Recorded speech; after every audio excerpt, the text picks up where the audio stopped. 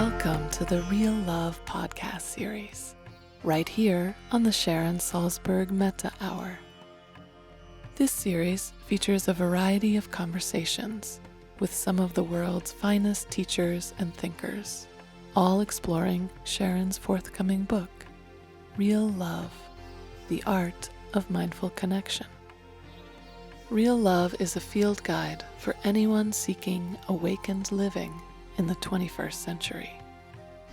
The book is now available for pre-order and is available in stores on June 6th. Learn more at SharonSalzberg.com. This podcast is brought to you by the Be Here Now Network. If you're interested in supporting this podcast, please visit www.BeHereNowNetwork.com/Sharon.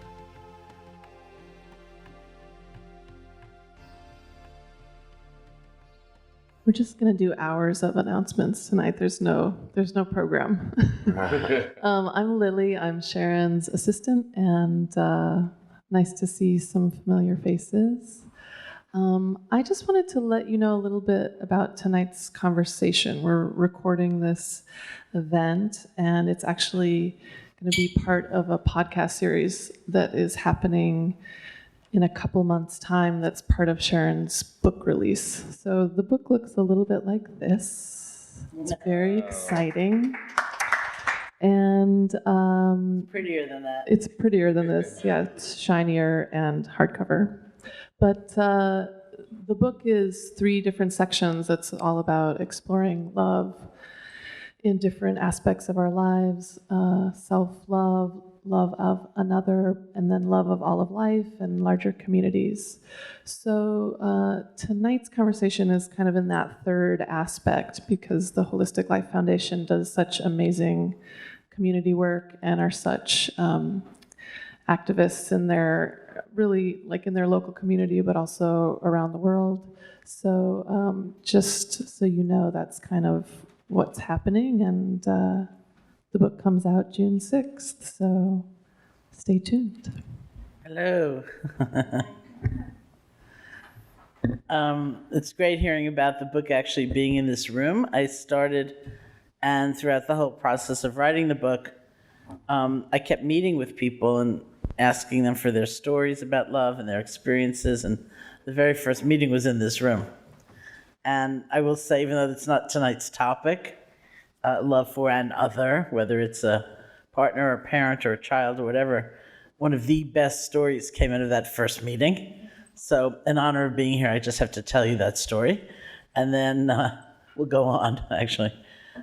So somebody raised their hand in that meeting here, and he said, you know, most of us think of a good relationship as 50-50. He said, my dog and I, we're 100-100, which I loved. I just thought it was like the best illustration. And quite a while went by because I was very late with the book. And my final deadline was August 1st. I was in England getting ready to sit a retreat with one of my own teachers. And it was the night of July 31st. So I was very proud. I was like 2 years late and 7 hours early. I was about to press send. And I thought for a moment, did that story still make it in the book? I mean, it had gone through, so many iterations and changes and edits. And so I looked and it had not made it in the book. So I quickly edited it back in and then I pressed send. So I always think of that when I'm in this room. So there are 3 sections to the book, as Lily said. The first is about love for oneself. The second is about love for an other. And the third is about love in a more global sense, love for all beings, love for life, love for even those we don't like.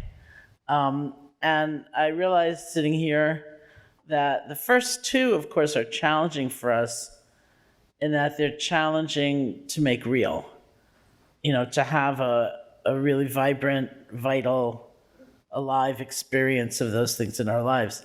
The third is very challenging for us because it's hard to even believe in. Most of us, even if we don't feel tremendous love for ourselves, kind of think it might be a good idea if we get over the barrier of thinking it's selfish or narcissistic then we think, oh, that would be a good idea. Or 100 relationship with our dog or anybody. Sounds like, maybe it doesn't exist in my life and I don't know how to deal with the challenges, but it also sounds like a good idea. But love for all beings, it's like, I don't know.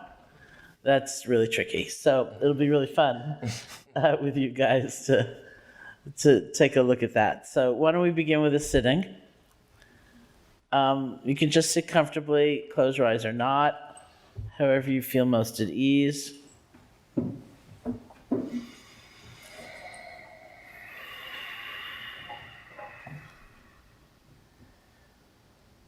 Let your attention settle on the feeling of your breath, just the normal, natural breath.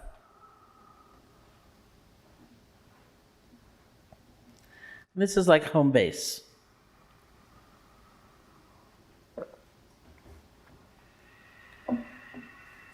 You don't have to try to make the breath deeper or different, just however it's appearing. You can place your mind on the feeling of the breath. And when your attention wanders, because it will, don't worry about it. You find that you've been thinking about the past, about the future, about getting a dog, judgment, speculation, whatever it might be. You fall asleep, it's really okay.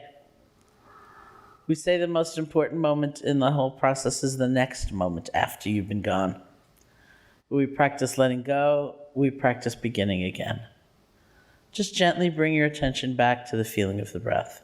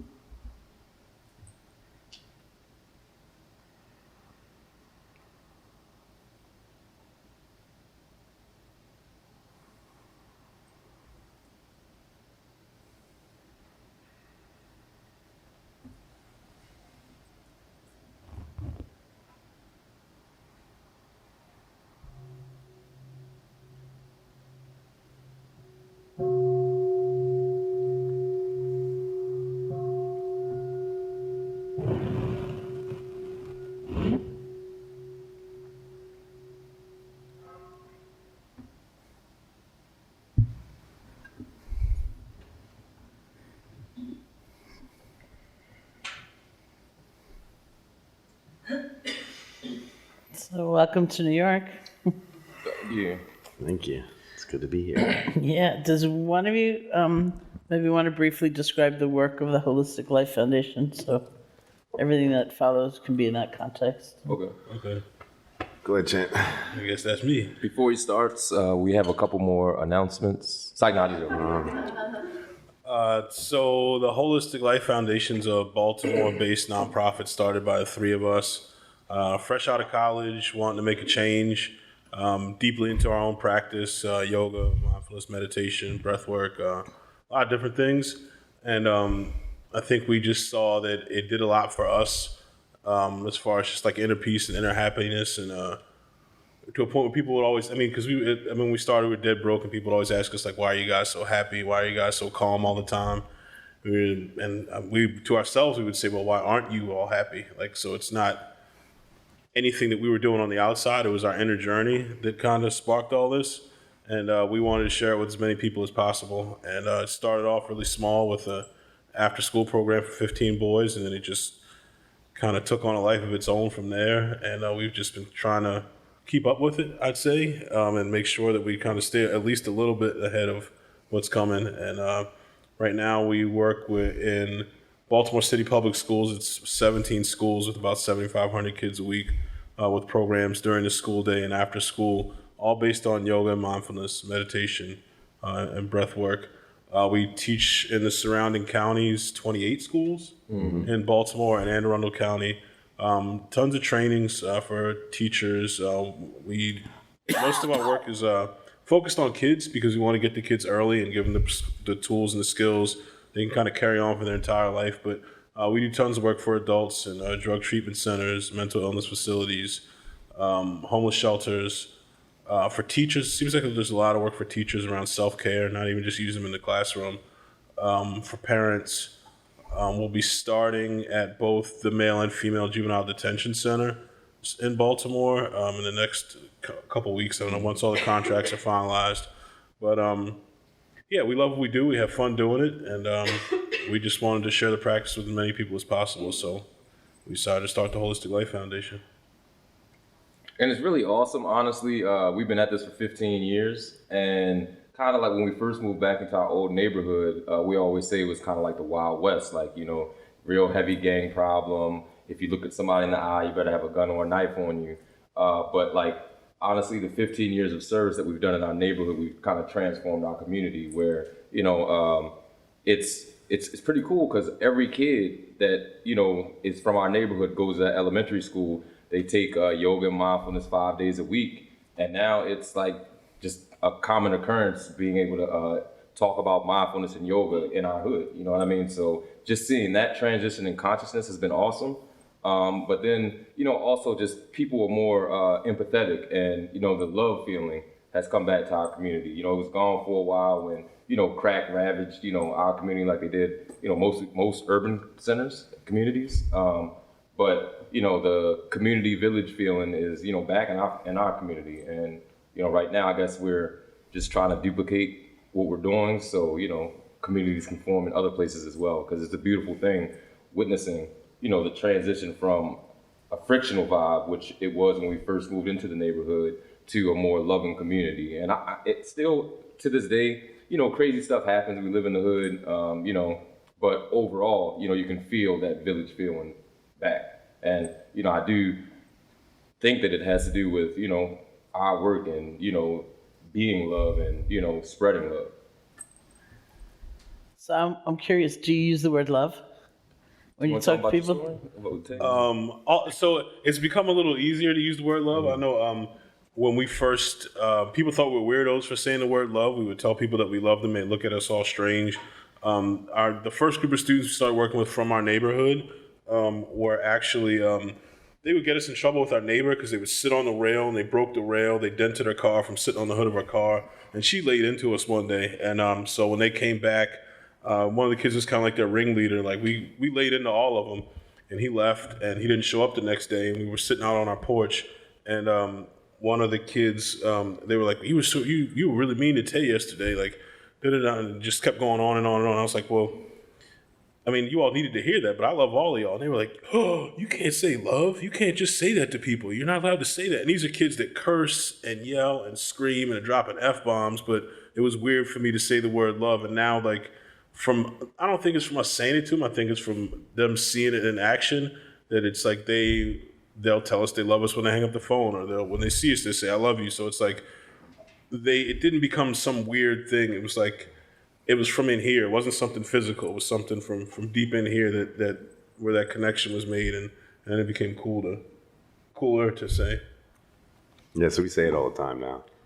I asked George Mumford, who's like the meditation coach of, it was the LA Lakers and the Chicago Bears. Now it's the New York Knicks. That's not as glorious a thing to say, I guess, in New York. But who's an old friend of mine, and I said to him, "Do you use the word mindfulness in your work with the players?" And he said, "Yeah, now I can, because there's all that research and the science." And I said, "Do you say compassion or love?" And he said, "That's too much." But I knew he must talk about the quality somehow. So I said, "What do you say?"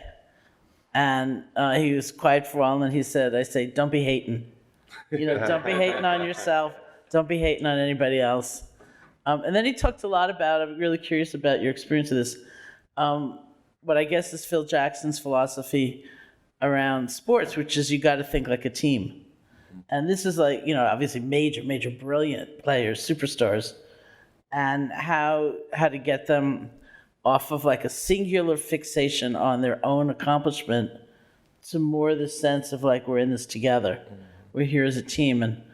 And so somebody asked George that, and he said, because that's how you win. That's how you actually win. So I'm wondering what's happened, what you've seen in people's sense of community and being together and pulling ahead together and things like that. I know just the first thing that popped in my head was like when we were just being in a room full of like 60 kids in a gym and having like trying to get them to sit still and just take a couple centering breaths. And it's a day where it's rainy outside and they may have been doing testing. So like their energy is just all over the place, but trying to get them to just start from there and having kids be like, well, I'm breathing. Like, no, we're a group, we're a team. Like we all have to be doing this. And like watching them like calm each other and us just sitting back and watching it all play out, like not forcing it, not screaming, not yelling, just kind of sitting back like, all right, well, we'll wait for you all. We're going to get some quiet deep breaths in and we're going to move on. And they'll go and they'll start talking to each other and they'll get a little frustrated with each other. But at the end, it's still, they understand that it's all of them. It's not just one of them or two of them. It's every single person in that room working together to kind of calm that energy down, and then we can move on from there. And it works every single time. I mean, there hasn't been a time it hadn't worked where it's just been like that one kid that's still jumping around and bouncing off the walls. It may take a little longer for some of those kids, but I mean, at some point, they all kind of like, all right, fine, okay, we're just going to sit here, we're going to do this as a group, and then we're going to move forward. And that, I feel like that builds like lifelong friendships with a lot of our students. There's a lot of them that separate. They go to different schools after elementary school because you're in your zone elementary school, and then for middle school, you can pretty much pick and choose where you want to go, and then the same for high school. But a lot of them, when they see each other, like if it's back at the after school program or somewhere else, it's like big hugs and smiles, and like there's still that bond there from them building their camaraderie around the practice. It's all around the practice, which is cool. I mean, and you'll see them, a lot of them are leaders with their new groups of friends. Like they exhibit huge leadership qualities.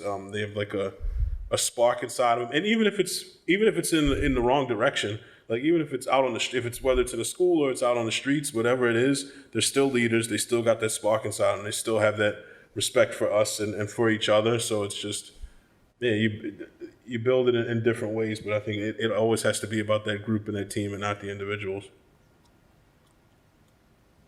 So I know your own teacher you quote your own teacher as saying, "Love is the strongest force in the universe." Mm-hmm. Do you believe that?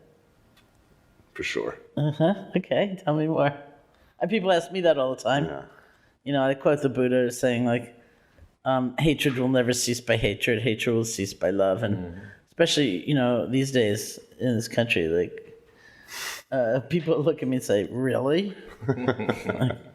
Where do you get off saying something like that, I mean, I guess I would say that I think the reason we believe it and say it all the time is because we see it. We see what's happened. I think the love that we have for ourselves and for our communities and for everyone, I think we've witnessed the transformation that it's had. Like Atma was saying, in our neighborhood, wherever we go, how we're always just spreading love. And it's that basic concept that our teacher used to say to us about the word respect. And he would say, you take the word respect and you break it into two words, into into spect. Like again and spect, like spectacles, like to look again. So he used to always tell us, to respect everything and everyone, and to look again when you see them. So you see them, you see the physical, but when you respect and you look again, then you see that infinite that is all of us, on the atomic level, on that small level, that we are all the same. So I look again and I see myself within that person, and I love them. And he taught us that early on, to do that with everything, beyond just people, but inanimate objects and animals and just whatever it was. So I think us just having that all the time and seeing what happens as you exude that love and you just be love and you spread love, and that's all it is. That's why I think every time we talk at the end, we always say that love is the most powerful force in the universe, because we've seen what it can do. And I say it to kids all the time when I'm talking to them about anything, really, but the main thing is usually when they're arguing and they're frustrated, and I say, they're like, well, it's very common in our neighborhood for the kids to say, well, my mama said someone hits me, I'm supposed to hit them back. That's their go-to line. And at first I wanted to be like, well, your mama's wrong. But I never say that. I always say, well, you got to listen to your mama. But when he hits you and you hit him back, he's gonna want to hit you back, right? And then you're gonna want to hit him back. And I said, when's this really gonna end? You got to learn to appreciate him and love him, or her. And the kids look at me crazy when I say that type of stuff. But I think that just through our practice and our journey and what we've done, we've seen what love can do, and I think that's why, at least for me, I don't want to speak for the both of y'all, that I believe love is the most powerful force. I agree with Andy. Love is the most powerful force in the universe, and besides the techniques that we've been teaching our youth, we've been loving the hell out of our kids. Whatever they need, they know they can knock on our door whenever they need anything. We're a resource to not only the kids in our programs, but to our community. And honestly, with so much hate and frictional energy in our neighborhood, we could have gotten angry about it or frustrated or whatever, but honestly we led with love, and that love kind of opened our hearts up to be able to look for different ways that we can kind of support people, help people get into the school system, and all that type of stuff. So I mean, love kind of awakens a certain consciousness in you where you won't stand for injustice or suffering, and you'll really want to do something about it. You want to take action and not just sit there and complain. A lot of people are sitting back and upset at the politics right now, and instead of just fussing at your TV screen or arguing with your partner or whatever, actually see what you can do and be active. Be an activist and do something about it, and love will make you do that. So it's powerful. Well, I mean, I know it's definitely hard sometimes, though, because I remember when we first started working with the kids in our neighborhood, we were having all those issues with them, destroying property and stuff, and they always saw them around us. The neighborhood association tried to file a petition to get us kicked out of the neighborhood, not knowing that we had been living there for forever. Our mom grew up in the house that we lived in, so it's we were generations deep. They couldn't really kick us out, but it was I remember when they first tried to explain it to us. I don't know if you remember this. They were across the street from us, sitting on the steps. And I remember they were trying to rationalize how they were signing a petition to kick us out of the neighborhood for working with kids who were doing some bad things, but they weren't looking at the fact that these kids were now doing community cleanups and helping build parks, doing all these wonderful things in the neighborhood. I remember dropping a couple F-bombs and walking away and just leaving. And I'm in state and talk to them. But it was just we're really trying to help these kids. You all really want to kick us out of the neighborhood? That's how far you're going to take this? The whole out of sight, out of mind thing. But it was I remember going back and talking to Mr. James, our block captain afterwards, and apologizing. And he was like, I understand why you're upset, but it was just I felt the need. I mean, anger won. Anger wins sometimes. It's not, anger, it's there. So anger won that battle. But I mean, I had to go back and say something to him. So I mean, it's hard in the heat of the moment. But when you can remember to do it, some beautiful things happen, because that anger isn't what helped everything go over. It was the love that helped fix that situation. The kids kept working. The kids helped out in the community. They were they would literally clean up the entire community. The adults were ones that were littering. The kids were the ones out there cleaning up. They stopped destroying things in the neighborhood and were out playing and having fun and having a good time, just being kids, because they had a little more structure and people to support them. So And there's one more thing I was just thinking about too is, when we're teaching all these techniques to the youth and they're learning to go inward more, I think one of the most powerful things that happens is they learn to love themselves. And as they get that self-love, it's amazing to see what happens, the dynamic, how now they're more compassionate and empathetic to their peers.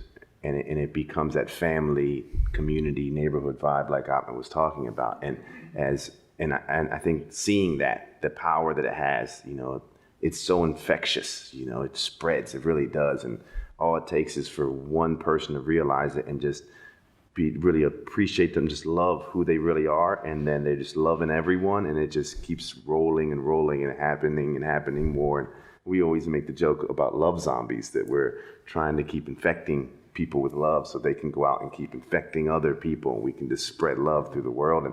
And that's, you can see the power there, where just loving yourself, you can go into a room, and we get that sometimes where people are like, wow, you walked in here and I could feel the love. And I'm like, I don't even know what that feels like, but it's great to know that they sense it. And that's where you can sense that power. It really is. It's amazing. That's going to be the title of my 11th book, Love Zombies. Love zombies. I'm dedicated to you guys. Love zombies. Love it. So do you see that? I mean, has your observation been that is a natural process as the kids start to love themselves more, just naturally they care about others more? Yeah, I think so.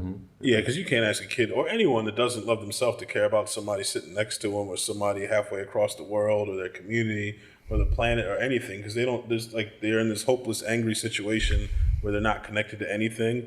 And so it's beautiful to see once they connect to themselves, and then it's kind of like the light bulb goes off. Like, oh, okay, there is something more to this, and they start to see themselves in other people, and they start to care more, and they start to do more, and it just changes them from the core, out, and it just starts to ripple out, and they start to care about themselves and their families and their friends and their neighborhood and just everything on a bigger scale.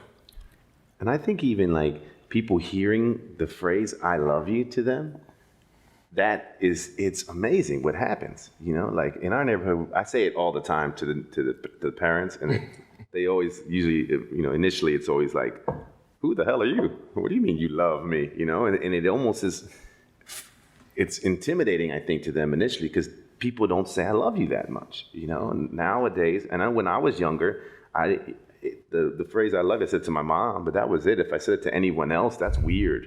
What you said, I love you, to that person.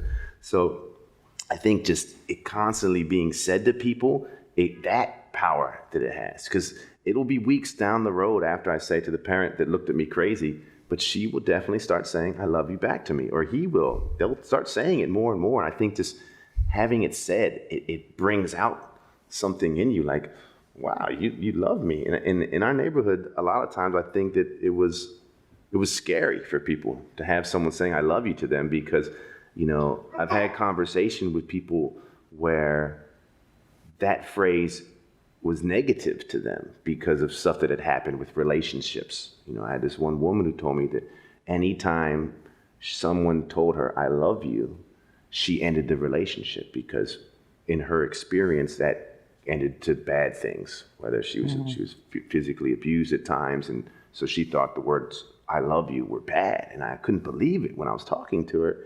But to see the power that it invokes and can bring up in people. And by the end of the conversation, she's like, that was me later. And you can still say I love you to me. And I'm like, well, I do love you, so I'm going to say I love you to you. But I just think even just saying it to people, it's amazing. So today, your all's homework assignment is say I love you to a stranger. Whoa. Walk out here, okay? I have to go to CVS afterwards. There you go. I'm sure the cashier will appreciate it. So some image came up in my mind when you said that, kids come knocking at your door. Do you ever have to turn anyone away? Do you ever say, we don't have enough resources, we don't have enough energy, we're like, no, you're from a different neighborhood or anything? No, we don't ever turn anyone away. We may not have money to give them, but, we'll give them attention and love, and that's honestly... You feed them? Feed them, yeah, take them, walk them to the corner store. Honestly, we are a resource to our community. And I think that is one of the things that's missing in most underserved communities, is because, they don't have anybody to help support them like, most people do. And I think that's the reason why our kids are succeeding at such a high level and leaders amongst their peers, is because we are being that extra resource to them, and showering them with love and respect and service. We're serving our kids. We're serving our community. It definitely becomes an unconscious thing where we just do it and kind of like, oh, maybe I shouldn't have said that. We had one of our students. This is a kid who in second grade taught the entire Department of Parks and Recreation an hour-long yoga class because he was that good a teacher. Then through the end of high school, he went within I guess a month. His father passed away, his older brother got incarcerated, and his mom was really kind of abusing drugs to the point where she couldn't really be around. She wasn't really physically there anymore. And she had warrants, so she was high, yeah. So there was a lot going on. So he was kind of by himself. And he started breaking into houses with another kid that used to be in an after-school program. And he called me one day and was like, hey, I need you to come to court with me. And it was I was like, all right, cool, no problem, I'll come to court. And the judge stand up and it's so you have nothing going on at home. Where are you going to go live? And he turns around and points to me and goes, I'm going to live with my mentor. And I was like, whoa. And the judge is this okay? And I had to say yes. I couldn't really say no. But at the time, I was with my girlfriend. I guess my oldest son was maybe around 4, and she was pregnant with our second son. And it was we had a basement that was because we were living in a row house in Baltimore. We used the basement that was space. And I remember I called her and I was like, hey, you remember Jarrell? And she's like, yeah, I remember Jarrell. I was like, well, he's gonna have to come live with us for a little while. And I told her the story. She was like, well, I guess we can work this out. And then it was the whole process. I just remember her face when they had to come over and set up the monitoring system for the bracelet on his ankle and all that stuff. And it was just a whole big thing. But I couldn't really say no. I was in a situation where he knew I wasn't going to say no to him, and he knew that it was the best situation for him. I mean, he definitely, it got him back on his feet and turned everything around for him. But I think if I would have thought about it, I might have been oh, well, this might not be the best time for this. But just instinctually, it's yeah, hell yeah, come on, let's do it. We'll figure it out. So. And he's doing great now. He's one of our best teachers, and he lives in the old house we used to live in. So put that out there for y'all too. Yeah.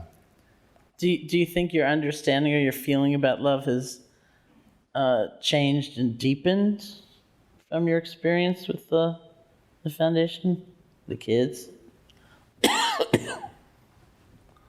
I think so.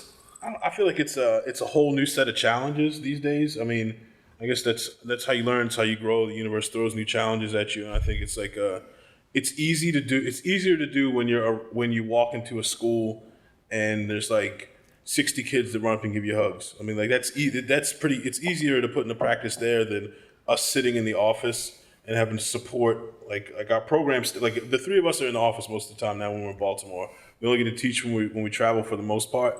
So it's we're supporting our program staff of 34, about 34. A lot of them are former students of ours that have come through the program and become teachers. But it's harder to put it all together when you're sitting in front of a computer and you're dealing with angry emails from principals and funders who say one thing and then do something else, or people who tell you you're teaching Buddhism at schools and Hinduism at school, and you're no, that's not what we're doing at all. But it's it becomes, I think it's more challenging now than it was back then. So you got to kind of go a little deeper to let it shine through in the situations, because it's tough in certain situations now.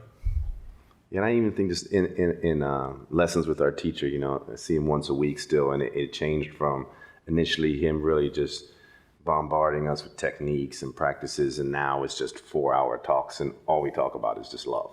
That's it. It's just oneness and love. That's all our talk is now. So I definitely think it's deepened for sure. And I agree with Ali. It's a lot easier when you walk into a gym and everyone's hugging you compared to you sometimes having to stop and breathe and be I love this email. It'll be fine. Everything will be fine. Anger gets a lot more wins these days than it used to. You know what I mean? You get I'm just getting emails of are you serious? And then just all right, let me chill out for a second and really step back. There's definitely days where just go in the back room and close the door and meditate, and then come back out and try it all over again until something else pisses me off. I need to go do it again. Well, I mean, that's just the way it all works. And I really don't think that my understanding of love has changed. I think that I just kind of like lead with it a lot more. Coming out of college, I was, anger was one of my best friends. Like I rode with him all the time.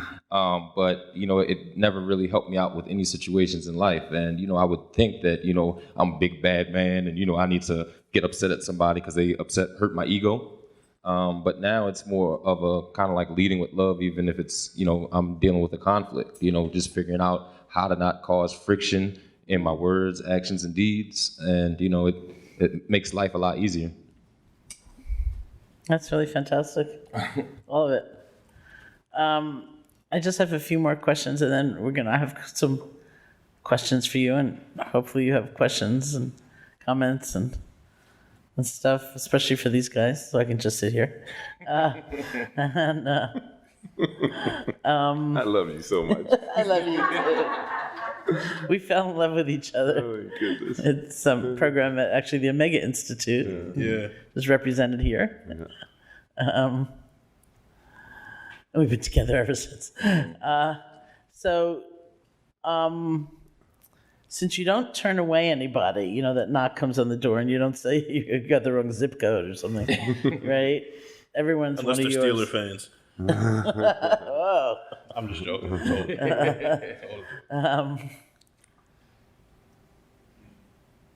How do you, kind of maintain? How do you sustain energy? And, it's hard. I mean, it's hard. I get really a lot what you're saying. It's one thing when you're in front of somebody, especially over a period of time, you get to see them change, and it's so gratifying. It's another thing when you're 5 steps removed from that, and you're dealing with the email, and you're dealing with the fundraising, and you're dealing with the office dynamics, between people, and remembering that kid who's at the other end of all of that is not that easy, and you're not getting that immediate feedback. So, and then of course there's tragedy that happens, and there's devastation that happens, and so how do you go on in a good spirit? I mean, it's one thing to go on because you have to, We got practice. Yeah. Yeah, I mean, I know there's not a day that goes by that I don't at least sit and meditate for at least like a solid half hour, just to kind of get my base. I know that one of the early days when we first started doing the work, our teacher told us you gotta he always recommended starting your day in the light and ending your day in the light. You know what I mean? So you get your base and you kind of move outward from there. Don't try to do it from the outside in because it won't really make sense, and you won't be able to do it. I know there are days where life. I got 2 kids, so me and their mom aren't together, so it's there's a lot of dynamics in day-to-day life where I might not get to wake up and meditate right away, but I know by lunch-ish, I need to stop what I'm doing at our office and go back in the conference room and close the door and set my timer and get it in and then come back out and move forward. I think that, and I think we've done a lot better job of setting boundaries over the past maybe year at the most, but 6 months. Yeah. Oh, give me an example of a boundary that you guys said. I mean, 'cause just you don't turn away the kid from the different zip code. That's not the I think boundary. just more with us, not texting each other about work. Yeah. You know what I mean? After just 5 p.m. You know what I mean? I can text them and say something about a TV show or a movie or something, but I have to send them an email. Stuff like that. Not having it was cool when there were when we had 3 employees and there were 3 people teaching for us. They could call us if they needed something, but with 34 program staff and then our administrative staff too, that gets overwhelming. And just being look, don't call. If you want to call me on my cell phone, you want to hang out, you need some advice, you want to talk, you got something you want to share with me, call me whenever. If it's about work, don't call me. Text me. Just don't text me. Shoot me an email. I'll respond to the email, I promise. But just setting certain boundaries. I know one other thing is my time with my kids is I know what time my workday ends when they're with me. You know what I mean? I'm not going to do any work when they're around. My weekends are my weekends with them. And we have a hell of a lot of fun. You know what I mean? We have a ton of fun, but it's just that's their time. So it's just, and also we still make time to have fun. You know what I mean? The things that we enjoy, we spend time doing. So it's we carve out spaces to make sure that we're happy and we have the energy to continue doing the work in whatever form it takes. And also, we're living in a golden age of comic book movies right now, and we're big comic book nerds. I didn't know. Yeah. Yes, we are. So we definitely lose ourselves in the movies. And Give me a recommendation. Logan was Logan awesome. was pretty a little bloody though. It was Yeah, awesome. it's a little, No, it's I a little can't see gory. this, but no. Oh, then you don't Got want to see another it. one? Yeah, Doctor Strange. Doctor Strange, you would like You that. would like Okay. that a lot. That's a really good one. Yeah, that was really good. Yeah. So yeah, just find different things in our lives that make us happy, put a smile on our face, and it recharges our battery. You don't feel guilty? You don't start thinking? A lot of people do, you know. Not You at all. know, apparently, I that mean- smile on your face doesn't look guilty. Not at all. I mean, it's really one of those things that we know how important our work is, not only to our community, but, to other people. Like, the press that we're getting with replacing detention with meditation is kind of helping systematic change. You know what I mean? I looked at that. I looked at the statistics, but that was like a while ago. There was tell us about it. It was like a film thing. Yeah, right? it's we have a program in 2 schools called the Mindful Moment Program, where the principals have given us 15 minutes at the beginning of the day and 15 minutes at the end of the day to play a mindfulness practice over the loudspeaker. Then they've also given us a room, an alternative to suspension room, where we have like meditation cushions and oil diffusers and inspiring posters and Himalayan salt crystals and fountains, and it's like an oasis in the school. So if kids are acting out on some of their undiagnosed trauma or just upset or acting emotional, they can come down to our room with a pass. We have 3 staff members staffing the room, where when they come in, they fill out some paperwork to say why they're actually down in the room. Then we do active listening, because our people aren't counselors, so they actively listen to the students' problems, and that kind of empowers the students. Then they sit down with our staff, do some mindful breathing, specific breathing exercises to kind of get rid of ruminating thoughts and get you back to that present moment. Then we give them some tea, and they go back to class, and they're in a better mood. And at the elementary school, which is in the epicenter of where all the Freddie Gray uprising stuff happened, so you can tell what type of friction and tension is there. There has been 0 suspensions there, going on 3 years now. And besides those 2 things, we're a resource to the teachers. If it's like kids who are high maintenance, we'll do some outreach to those students during the course of the day to make sure that they're on task and that they are happy and have a smile on their face. So it's like we're a serious resource to that school, and the teachers love it just because they don't have to deal with those challenging students, and they can just focus on teaching. And the principals love it because they can keep their job because their numbers are really low. So, yeah. And what happened with the film? It was a news. What was it? Oh yeah, the mic. It was just it was a clip they took and they put it out and just did a small minute and a half where they just showed the results of the kids, and it's flashes from a bunch of video footage, and it's basically saying how they kind of worded it a little weird. I always like to clarify, they say they replace suspensions with the room, and I always like to make it clear that you can still get suspended at the school. If like Johnny brings a gun or a knife to school, he's not just going to the meditation room. He's going to get suspended. But it really was just, our goal was to just provide these techniques to the youth, and that the byproduct of that, the outcome ended up being no suspensions, because instead now they're able to self-care, self-regulate, and they're becoming more compassionate. That's where you saw the self-love thing we were talking about, where you could see it happening in the school and the community. So now the children aren't as reactionary, they're not as impulsive. When they do reach those states of high intensity, whether it be anger, or frustration, or stress, or whatever, they now know how to take care of themselves, calm themselves down, and then respond to scenarios. So it's just not as crazy. And it ended up getting like 30-some million views, so that's... Yeah, it was like some insane number. It was. I looked at it really a while ago. It's like 1.2 million views, and I said, really? I couldn't believe it either. It was It was one of the most intense times for us, because emails were just coming in from everywhere, and we don't even understand how that really happened. But hey, I know it was. I know it got really weird when I was on.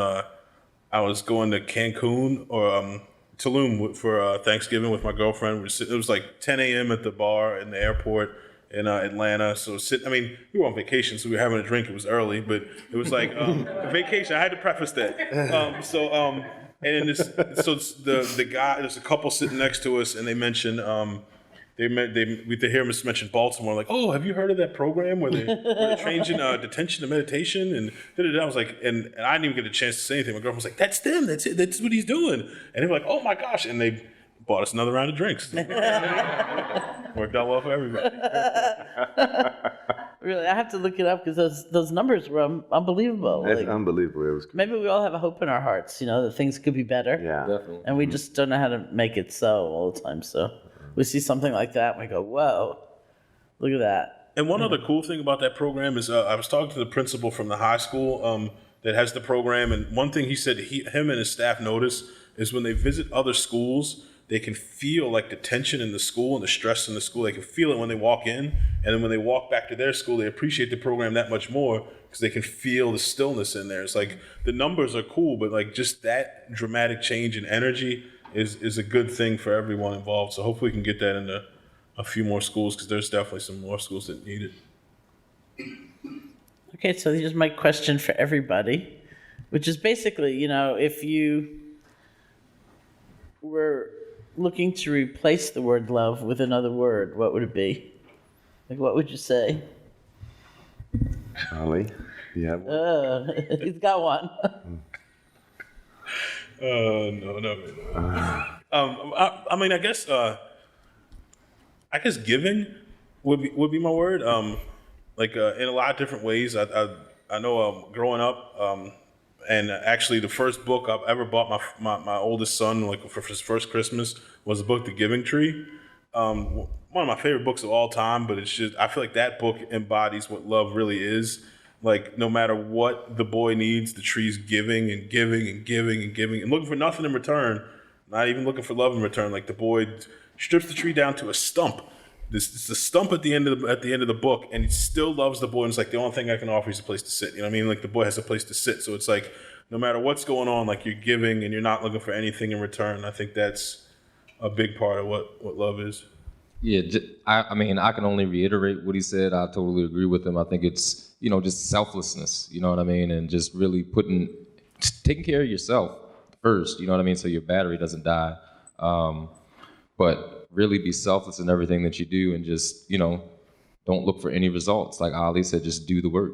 That's, I think, what love is.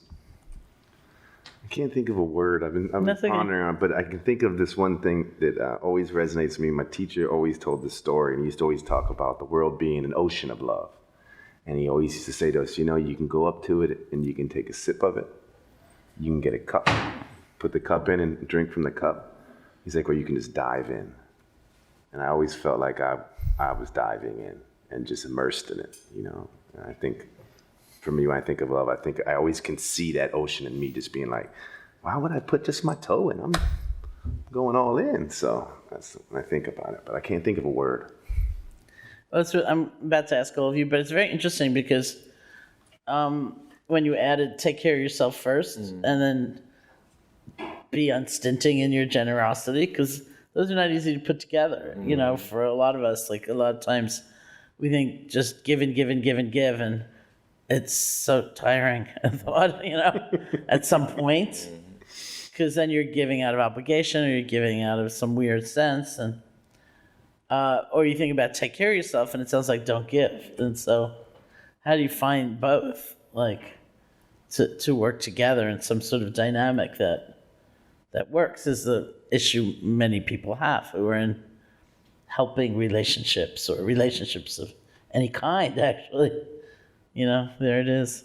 So is that our microphone to go around? Is that the one? I feel like you summed that up really well. I don't remember where we were and you were talking about the mask dropping down on the airplane. Yeah. You know what I mean? Like, that's... Yeah, I mean, that's, of course, the common example these days. If you're on an airplane and the flight attendant's doing the safety announcements and they say, if the cabin pressure drops and the oxygen masks descend, put your own on first before you try to help anybody else. And as I usually tell the story, I was talking to a writer friend of mine and I was saying, I don't think I can use that example. It's like, so many of my colleagues use it, and so many of my colleagues who write have written it, and it's like such a cliche at this point.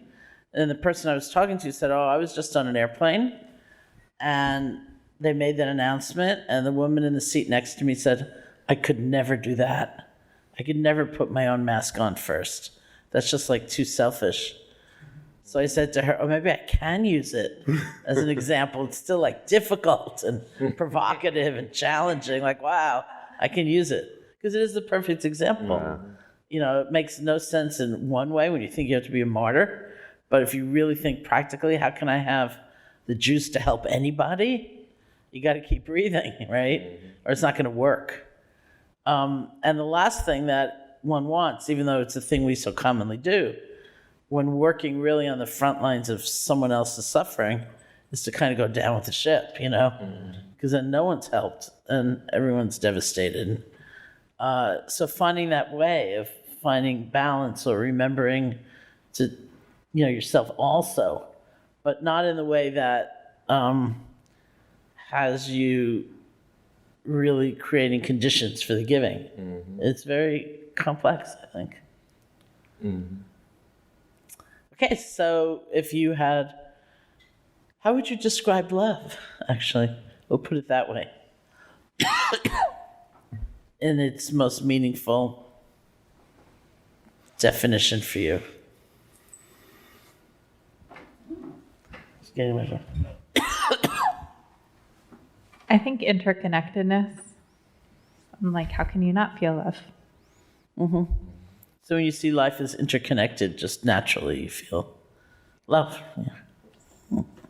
That's a good word. I should have said interconnected. Now you got your word. I got my Next word. time someone That's asks good. you. I'm going with that. Yeah, I'm going with that. Yeah. I think the person behind you gets the picture. And I think along with that, for me, is the idea of to care, but not, you know, the idea of to care for oneself or to care for, just to care, you know, actively and with that sense of interconnectedness.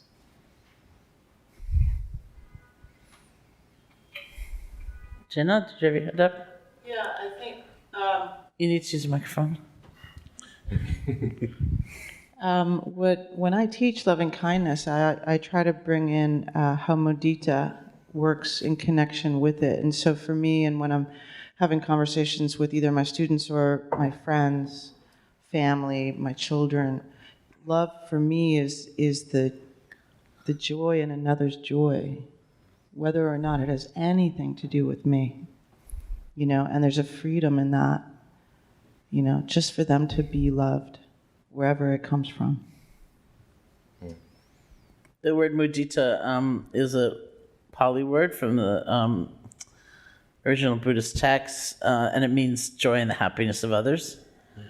It kind of goes along, an exploration of that quality goes along with like an exploration of compassion. Like, how do we respond to the witnessing of pain or suffering? How do we respond to the witnessing of someone else's joy or happiness? Usually not that well, actually. You know, of these various qualities that are taught together, like loving kindness and compassion and sympathetic joy, or mudita. Many teachers would say that for a lot of us, joy in the happiness of others is the toughest one. Like, sometimes we don't have compassion for somebody because we're in a hurry, or it doesn't strike us that they're acting from a place of pain. And if somehow we get that sense, then it you know, we can go, ooh, you know, it's a funny way to define your life. Like, that's the most you think you can do is, you know, be cruel or whatever. But to actually have happiness for others, well, some people have that ability naturally, and I think that's a beautiful, beautiful trait. For most of us, it's kind of a challenge, but possible. You know, it means unwinding a lot of assumptions, like happiness is a limited commodity in this world, and the more someone else has, the less there's going to be for me, and things like that. We just assume, or you have everything, and you will forever. You know, and I have nothing, and I will forever. So there are a few problems with that one. And of course, nothing is forever, and things are not always what they seem on the surface. That somebody has everything, and it may be that it's not that we have nothing. We might have nothing. I mean, we're breathing, right? That's something. But we might have nothing much we're noticing or appreciating or valued by others, you know, so we don't take the time to value it. And there are all kinds of issues, but all kinds of possibilities with that. So it's a very interesting quality to kind of look at.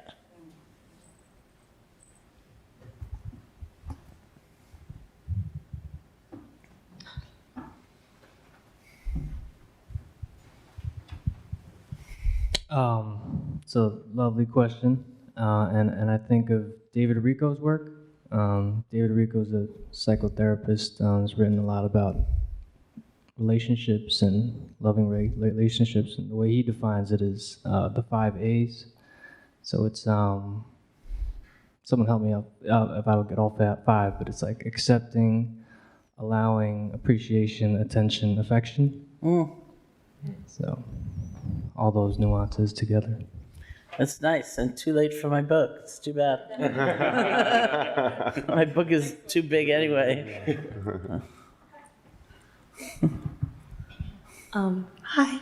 When I think about love, my favorite word right now, it changes, but my favorite word right now is understanding.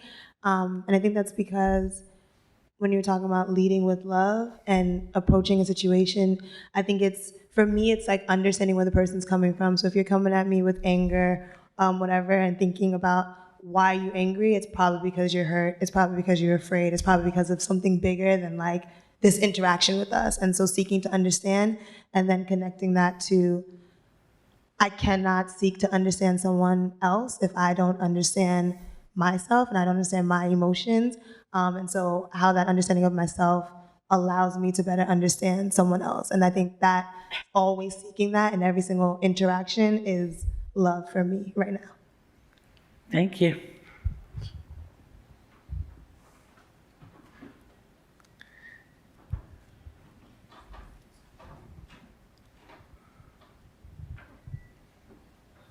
I think the word I would choose is presence.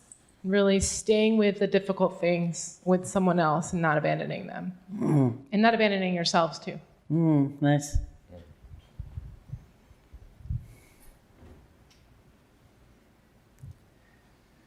And also, of course, if you have any questions, they'd be delighted to entertain them. And I'm really curious about that place, that we talked about, where you really care about maybe the people you're working with or someone in your family you're trying to take care of, and there's some need to replenish or renew, or find something that will help fill you to keep going, and what happens when you're there. I'm curious to know how you're there. You need to use the microphone. Just right there, look at that. It's magic. It's here. How you are there for each other in times of need, or how you question how you replenish one another, and has that been an ongoing thing since you've known each other, and you've known each other for 15 years? Is that it, or? They've known each other for a little while. Yeah, I've been stuck with him my whole life. Well, they're brothers. All in the eyes. Yeah. I mean, I can't speak for them, but just saying, without them, I don't think I could have done this work. There's so many times, we always make a joke, the first 8 years we did this, we were doing everything for free, and we're very broke.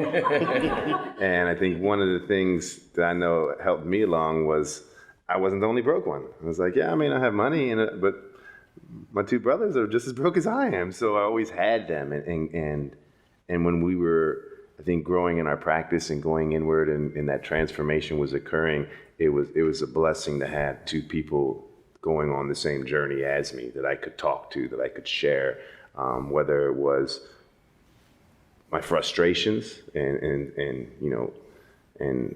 kind of shortcomings of what was going on with my life or what I was seeing in the world, and just upset that so many people I felt like were suffering and they didn't know what, for some reason, I felt like I got introduced to as a blessing, and to learn how to do, and the victories that we had, and just always having them there, I think, is essential. I would not be who I am today, and I don't think I would have been part of this journey if it wasn't having two guys like them that I always knew had my back, were always there for me.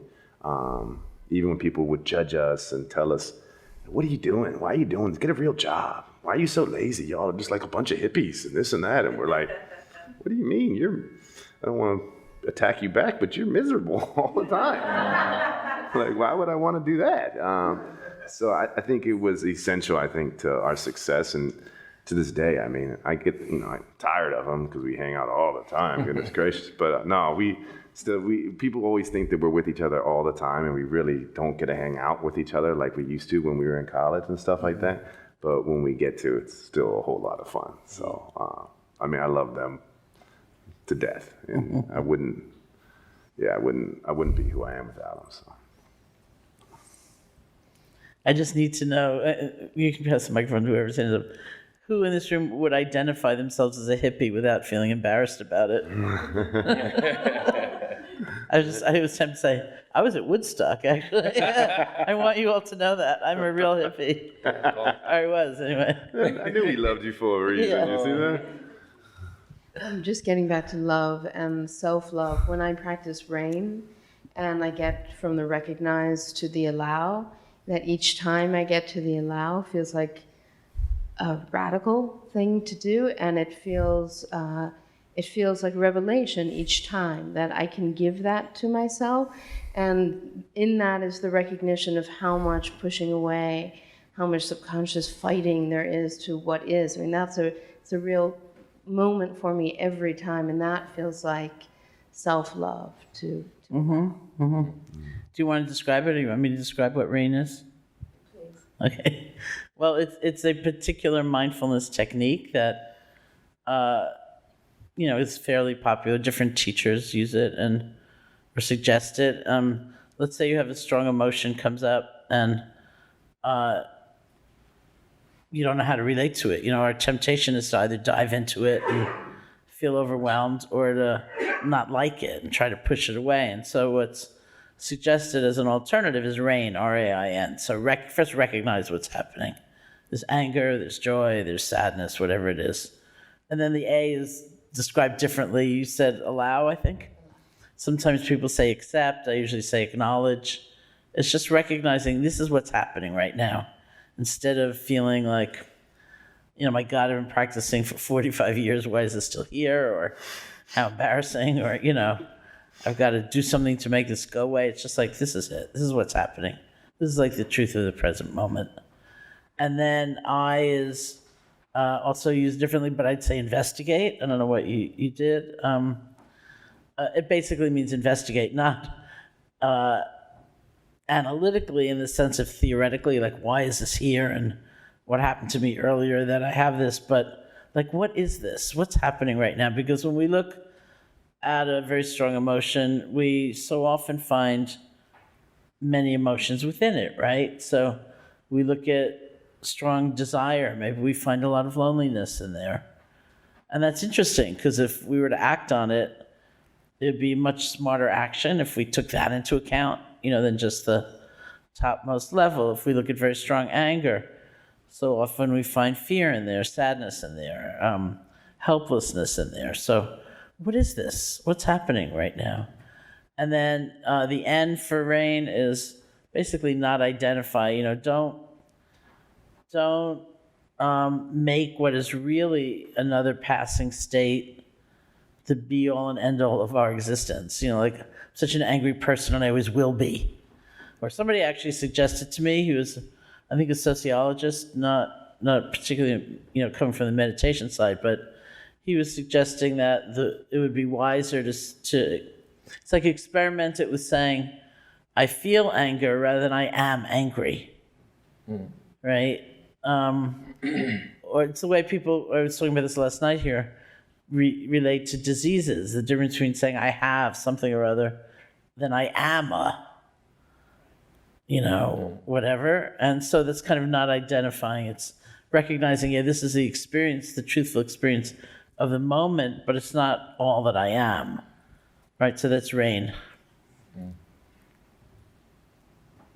Do you have the microphone?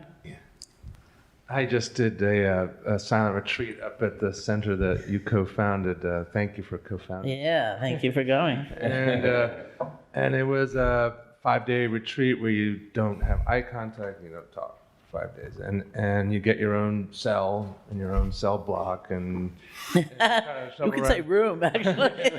But I was thinking that, you know, the prison system in some ways could theoretically offer a sense of silence and community, because it's not like you're alone being silent for 5 days. You're actually in a community of people doing the same thing, so you don't feel isolated in the practice. And I was wondering if you guys, I know you mentioned you were beginning to kind of go into detention centers. Was that, but it feels like such an amazing opportunity for this practice in the prison system, because in many ways they're in a retreat, a different order, but it's still you know, there's community there, and there's the opportunity to reflect and not have a lot of distractions. And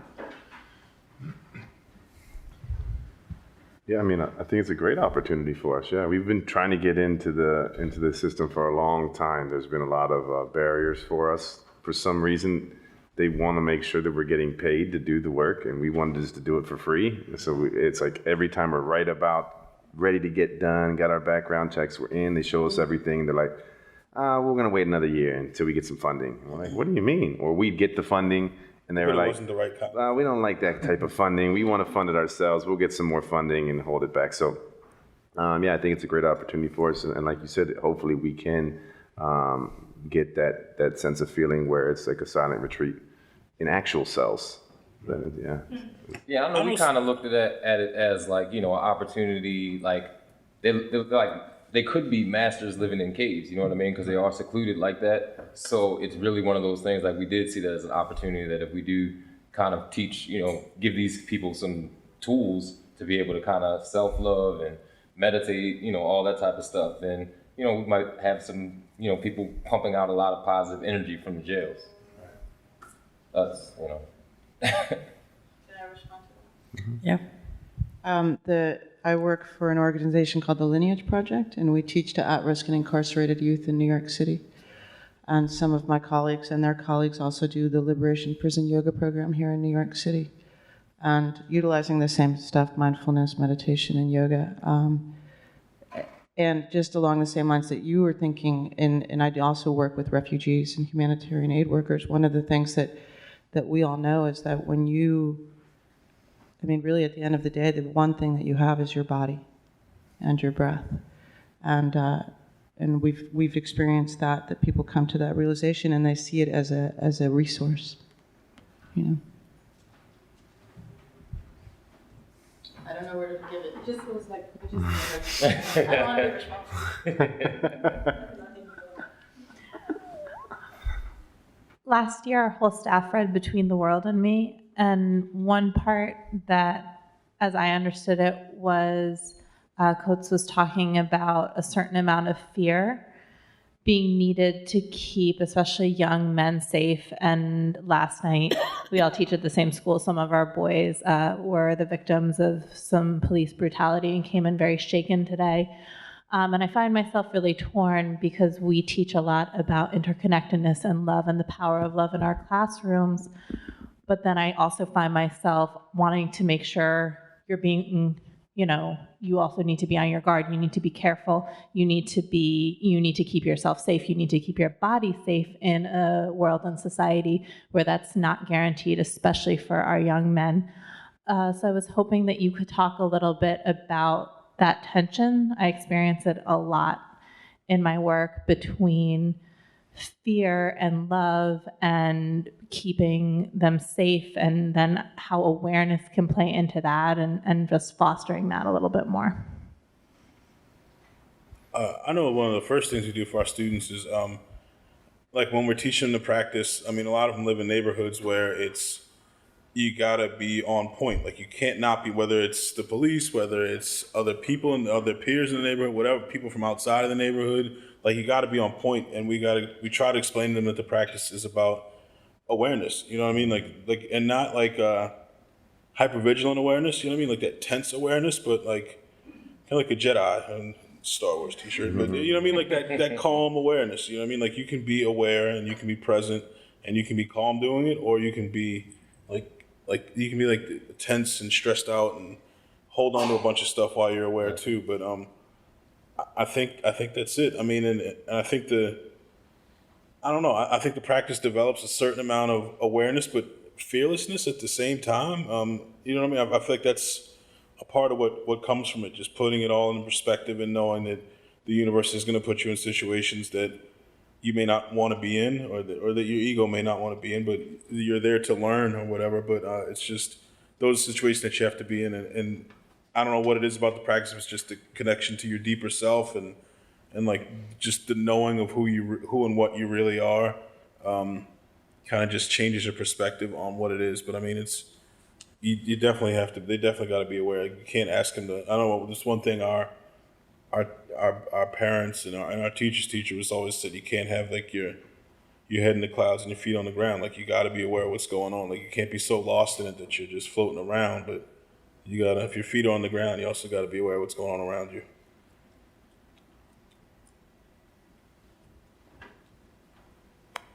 That was kind of what he said. Mm-hmm. That's why I went to bed. He edited that quote a little bit. Our teacher actually said you can't have your head in the clouds while your ass is on the ground.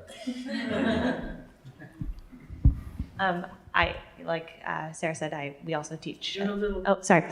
I teach at the same school, and I have another question, particularly thinking about the difference you've been able to make with your kids in schools, especially. I have 2 boys in my class, and they exhibit some of the most angry reactions to the smallest things that I've seen in my experience, and I'm just wondering, like, where is a good starting point for helping them to address that? Just the way that because it worries me, the way that they lash out to just can you pick up your pencil, like those kinds of things. Like, there's so much like just deep hurt that comes out in that way, and I'm wondering how you address that with your kids, and where you would begin. Do you do any mindfulness practices with them at all? Or? Sarah in her classroom and Nick here have started doing kind of breathing exercises with them. I don't do it as much with it, like as consistently, and I think that's something that I see the need for. And is that kind of where you think would be the starting point? Actually, we were probably all hoping you would say breathing, because like we've seen it work make some miracles happen with some kids that were really, really, really angry kids because they've been hurt so much by any and everyone, and the only way they knew to kind of stop people from hurting them was to kick someone's butt. Like little girls, little boys, didn't matter how old or young they were. Like we've seen pre-K kids like curse out people and beat them up. We've seen like one of our best teachers now, when she was in like the 3rd or 4th grade, we saw her knock boys out, like 5th grade boys out. And it was just like they were hurt. They were hurting inside, and people were just kind of piling on. And the only way you could make stop was to make someone else hurt. And then just them getting into the practice, and particularly the breath, and feeling like what stillness felt like and what inner peace felt like, and realizing when they were getting away from it. And it was a slow process, but just the fact with her, I mean, even a little girl, like literally 2 days before we see her beating someone up, and then like we walk into the gym one day and she's got a girl pinned against the wall, like cocking back to crack her, and she's like looking at us and the girl, and she's like, you better be glad I do my breathing and meditation, and let her go. And sits down in the corner, starts breathing, and stands back up and joins her friends. So it's like they'll get it, but they have to be introduced to it, because there's no peace on the outside. For a lot of kids, there's no peace on the inside or on the outside, so it's just constant chaos and turmoil and getting hurt and getting let down. And it's got to come from within. So when they feel it, they're like, oh, okay, this is a little different than everything else I'm experiencing. And then when they start to drift away from it, they're like, well, no, I do know how to get back there. And I don't know, I do know how to get back there. And it's the shorter distances that they're traveling away from it, and the shorter time they're spending away from it, they're constantly pulling themselves back. And I think that's what clicked for her. It's like, oh, wait a minute. No. I know what this is. This is anger right here. And I have another option. And she pulled herself back to center, and she went on with it. Yeah, and then understanding like the science of the breath, I guess to build off of that, most of these kids are usually acting out off of things that happened to them in the past, and they're not in that present moment, and kind of understanding how the exhale is directly linked to your ruminating thoughts. And when you are doing deep breathing with the kids, after you kind of build up a practice for them, maybe try to get them to do like a 1-to-2 ratio to really completely fully exhale, like on the inhale, if you inhale for 2 seconds, exhale for 4 seconds or whatever. But the exhale is very important in regards to getting kids in that present moment. And they're usually not in that present moment. That's why they're acting out and being angry and probably reflecting on something from the past. So just once again, the breath.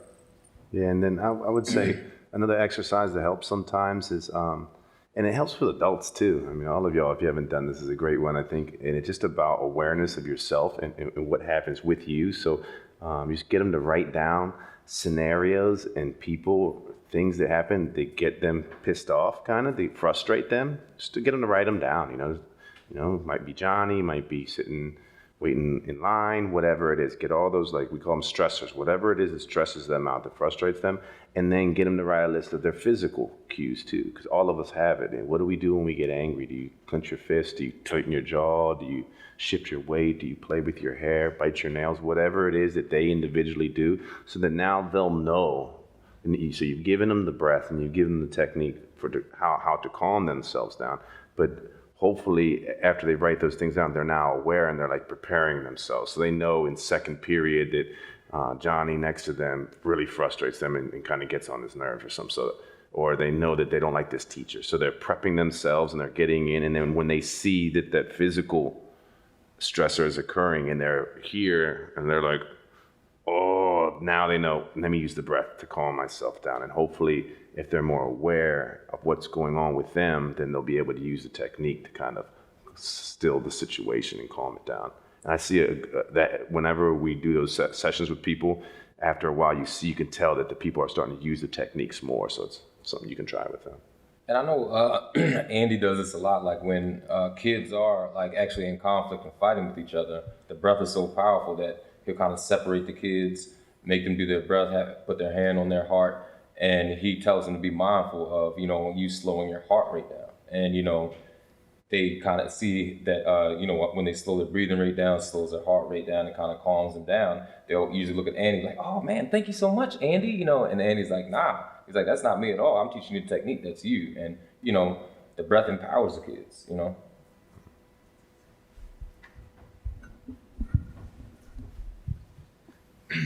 I was wondering if you guys could talk a little bit more about your journey into like the public school system with your practice. And I think especially with public schools, definitely our public schools probably need this practice the most, in my opinion. But since, we're dealing with like state funding and things like that, they want to see the data to back it up. And mindfulness for a while just had this like kind of touchy-feely vibe to it that I don't think schools were like quick to hop on that bandwagon and still aren't. And it's great that like people are finally measuring some of the effects of this mindfulness and we have data to back it up that we can present.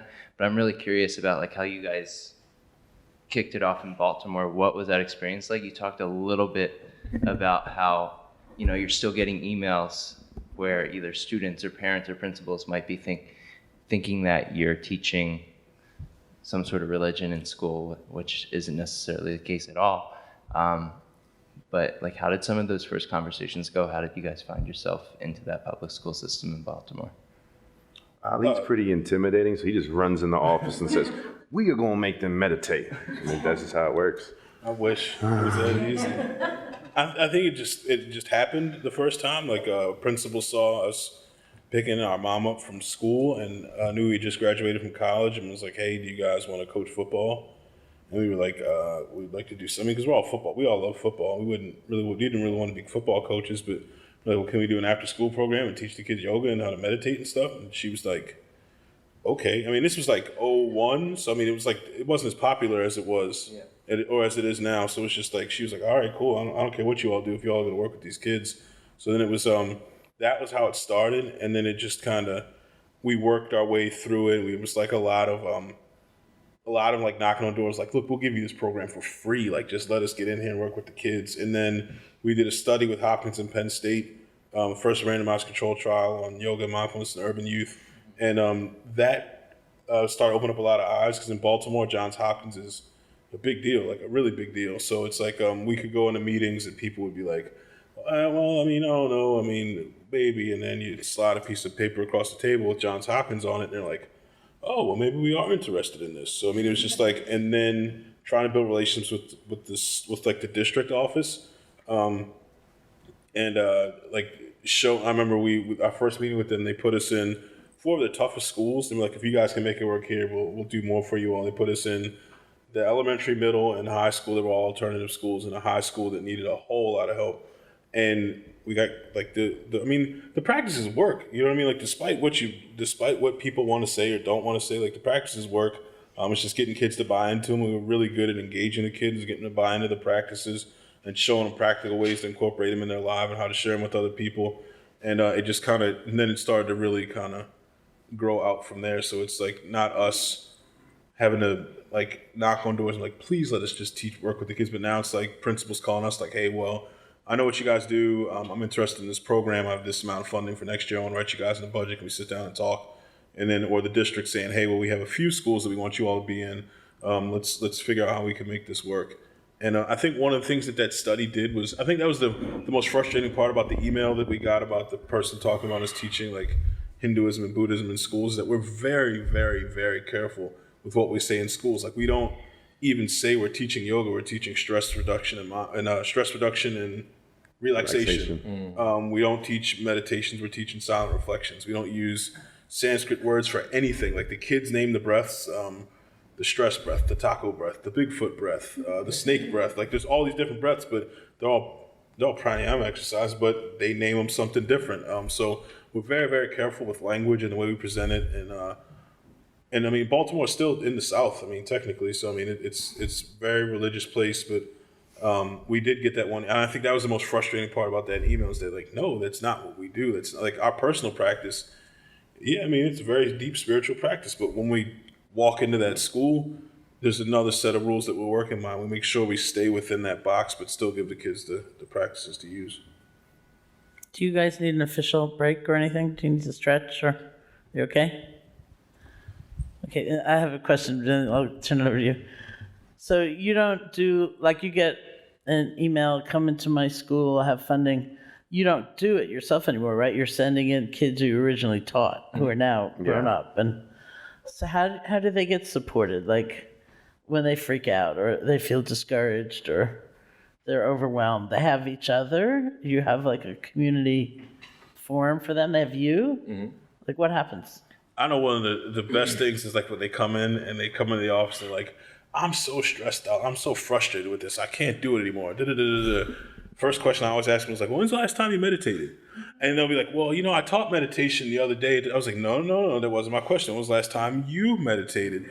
And then they were like, well, I was like, well, look, we'll help you like physically with whatever you need, like whatever you're saying you need more support with. But can you give yourself like a week, like meditate every day and see how that problem looks in a different way? You know what I mean? And they'll come back and they're like, all right, yeah, okay, my bad. I mean, like, and I think that's one of the biggest things between us and some of our teachers now is that we were all in with our own personal practice. Like that was where our base was. And a lot of them are like they're just teaching it and not taking the time for their own personal practice. And I feel like they get frustrated because, like, to some extent, we kind of made it look a little easier than it really is because we were deep in our practice. You know what I mean? Like we were centered, like we were there, we were working with the kids, we were present with them. And like I don't think that would even be possible, like without taking the time to stop and go within and then kind of work out from there. So I think that's one of the things that we always bring them back to is having their own practice. And didn't I sort of remember some other time we were together, you said you brought in somebody to teach like trauma affected yoga, or I forget what it's actually called. But. Yeah, we brought down David Emerson to teach about trauma and yoga. We had Satbir from up at Harvard talk with them about research and like anatomy and physiology in yoga. We had two people from out in Richie's lab out in Madison talk about neuroscience and mindfulness. So we've like trying to throw a lot of things at them to give as many tools as possible so that they know exactly what's going on. And we want them to grow in the organization. We want them to just sit around and be teachers for the rest of their lives. Like we want them to be able to come do stuff like this or go and lecture somewhere. Like we want them, like some of our students have 15 years of practice under their belt, you know what I mean? And they're teachers now. So it's like they've got a long history with watching the organization grow. And we want to kind of push them into more leadership roles and kind of have them take more responsibility. So we want to build up their knowledge base so they can do a little more. One of the things during the silent meditation that probably the thing I looked forward to the most was the Dharma talks at night. And but it's kind of rooted in the Vipassana tradition, and you have this sense of a many thousand-year-old tradition, and there's symbols all over the hall that kind of reference that. And since you guys can't really bring that tradition directly in, do you have a structure for kind of Dharma talks so people can see, experienced, skillful people have been doing this? You guys can be kind of role models in the way that monks and people that do Dharma talks function in the Buddhist tradition. Like, how do you guys kind of propagate the wise person, role modeling kind of thing? We have discussions in all of our classes. And it's about topics like that, like you would hear in a Dharma talk or somewhere like that. But it's just we have to make it a lot more secular and a lot more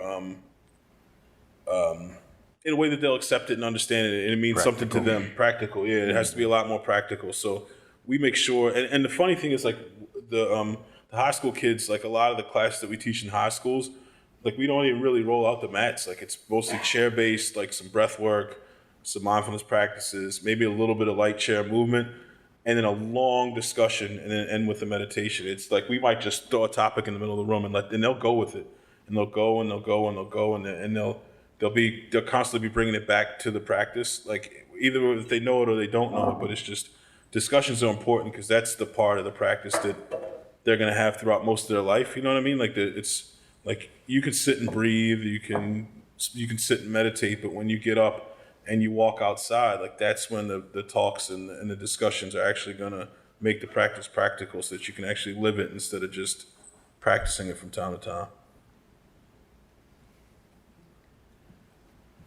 Yeah, and you eventually it'll make its way back to you. Hi.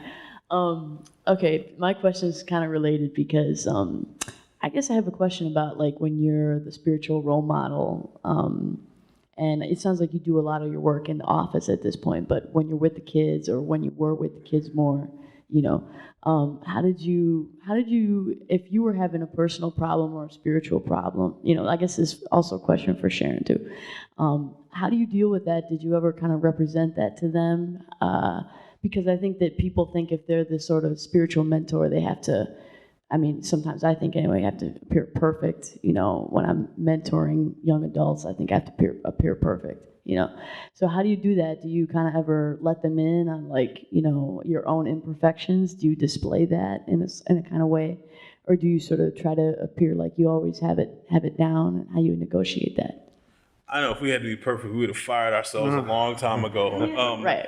We're just us. You know what I mean? Like you take the good, take the bad. You know what I mean? It's like it's and the facts of life things. Yeah, take them both in there. Yeah, but like it's just like we're gonna be us. Like you know what I mean? Like we talk to the kid. Like if the kids, sometimes the kids ask us like, well, what's wrong?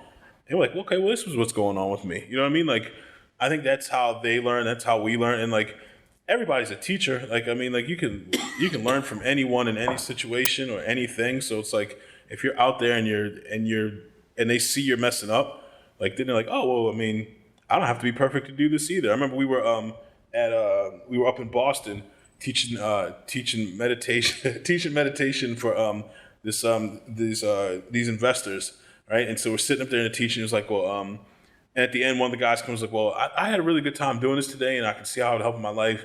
But I drink a lot of beer, so I don't think I can really do this. And we're looking at each other like, man, we drink beer all the time. Like that has nothing to do with it. Like it's like it's your own journey. Like, it's your own inner journey. Like, you're going to mess up all the time. Like, I feel like trying to glaze over it makes life a lot harder when you can just be yourself and you mess up and you get back up and you mess up again and you get back up again. And you just, as long as you keep getting up, I guess that's the whole thing. And people are going to help you up. You know what I mean? Like, I think that's the coolest thing about it. Like, when you do fall down, there's other people around. Instead of you suffering trying to get back up, you got all these people around you to help you through the process. Yeah, I think like one of the reasons we've been so successful is because we are authentic like that and we're genuine. And when you share those instances of your imperfections with the people you're working with, it just is going to strengthen your bond because they're going to see that you're opening up to them and you're willing to share your stumbles and the obstacles you faced and how you have messed up. And I don't know how many times I've had a conversation with a child where I could see they were struggling with opening up to me, and it wasn't until I told them something about how I messed up. Or, hey, I was in your same shit. This, I used to be like this, or I used to do this, and I'm still, yesterday I did this. And that's when they kind of look at you like, oh, well, this happens to me too. And it allows you to open up because, no one's really perfect. So there's no reason to put up a facade or be fake or front. And if you try to, the kids are going to call you out and be like, man, come on, man, that's not how you are and stuff like that. So we just, just keep it real and just be yourself. I think it's so essential. And they're going to resonate with that. And it's going to be that magnetism. And you'll be able to teach and they'll be able to learn more. And, we do, like they said, we do make mistakes and we, have shortcomings and stuff like that. But I know one of our philosophies as far as work is check your own stuff at the door. You know what I mean? And, it's really so you can be present and being there for the kids. And, it's certain technique, like the stress breath that Ali was talking about. I always try to do that before I teach any classes, just because it kind of gets rid of those, once again, those ruminating thoughts and gets you to that present moment. So you are not worried about not bringing your stuff, to the students that you're supposed to be trying to uplift, And we never try to model or fake it, you know what I mean, at all. But we do try to check our stuff at the door and just try to really be there for the kids 100%. I want to ask about that tension, Sharon, you mentioned before, that how do you balance that caring for oneself and having, I guess the word boundary often is used, but it sounds like maybe boundaries are, not always how you, like, not so strict or so kind of clear cut. But how do you balance that with this sense of, giving 100%? And perhaps, what I'm hearing is like this sense of self-love really comes into it. Like, if you can really own that self-love, then you can actually have space and to really take care of yourself first. But I want to hear a bit about, how do you balance that, especially when you're working with, kids who have really big needs, and you're in the community, they're at your door, and there will be times when like they're knocking and you're like, oh, I'm really busy right now, like, or I'm really exhausted, or have my own stuff to deal with. So whether it's like feeling I need to be perfect, or having to be kind of strong enough for everyone else, but I would like to hear a bit more about that tension. I mean, I know like I said, we're there for this. I don't live in our neighborhood anymore. After my sons were born, I moved to a different neighborhood. But I remember when I was living there, there were times where you might have to tell a kid, like, hey, look, I'm in the middle of something right now. Could you come back in like 20, because sometimes they needed something. Sometimes it was just, hey, can I have 25 cents to go to the store? You know what I mean? Like one of those type things. So like, when a kid is really in need and when they're kind of they just want a little attention. So it might be just like, hey, I know I've said it to plenty of kids, like, hey, look, I'm in the middle of something. Is this really dire need, or can you come back in like an hour? So, or like other times where it's like, we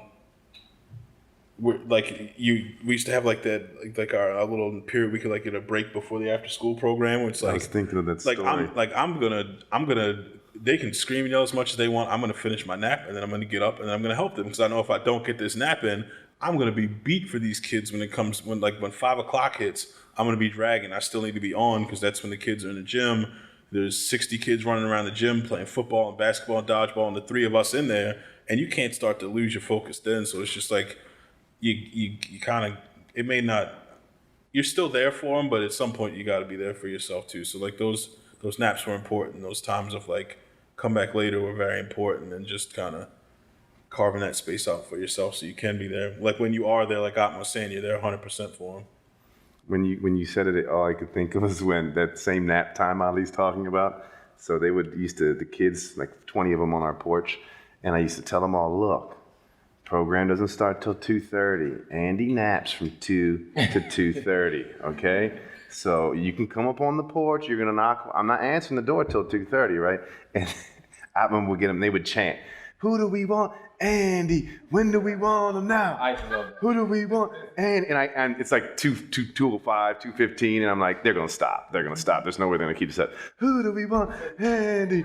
And I'd just be like, oh my, and I would come on like, come on, y'all, like y'all know, it's my nap time, you know? So I think again, just the love, you know, the love for the kids. We love being there, but having those boundaries, being able to say to them, hey, come on, man, like give me a little bit of time to nap, like Ali said, so you're not overwhelmed when they're around.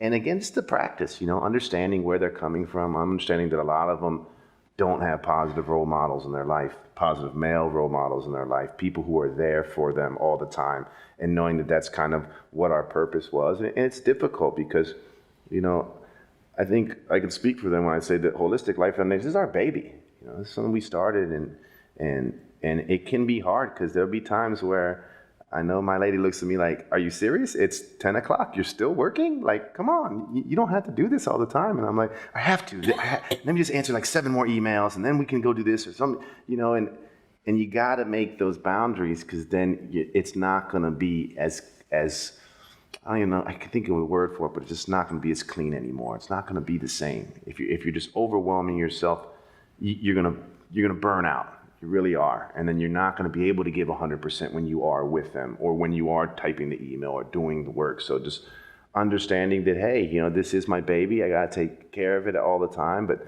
sometimes you need a break, you know, and don't be afraid to take it. You know, don't beat yourself up just because you want to rest and relax, and just chill out and just be. You know, we're teaching people to be all the time.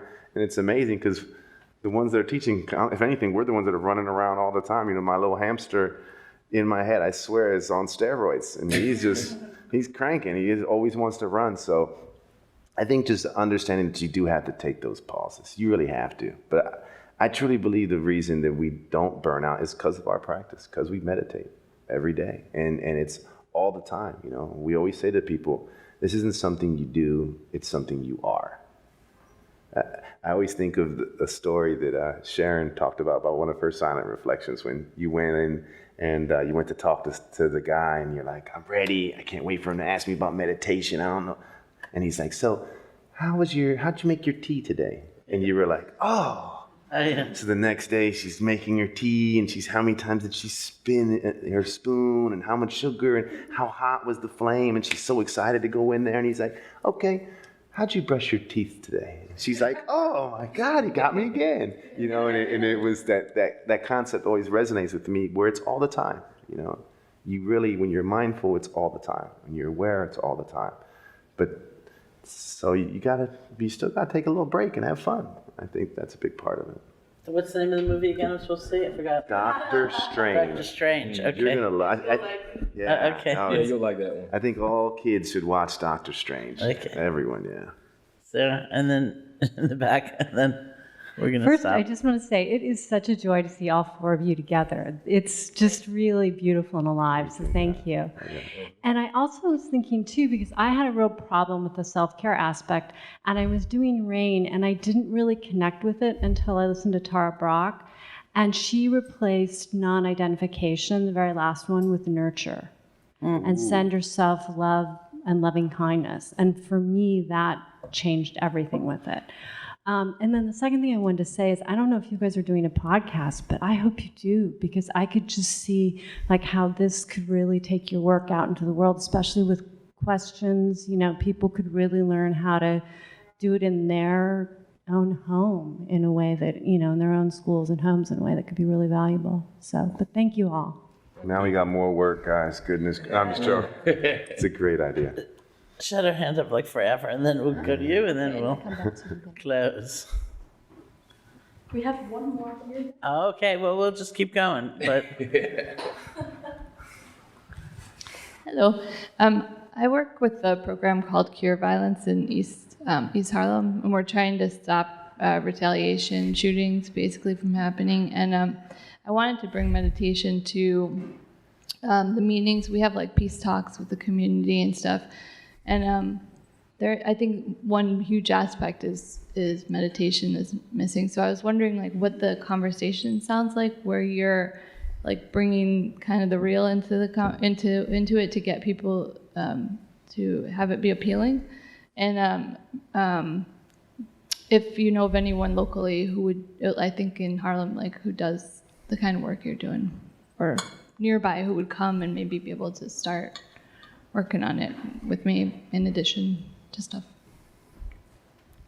Do you want to hand the microphone back? Because there's someone who in the room will likely have something to say. Thank you.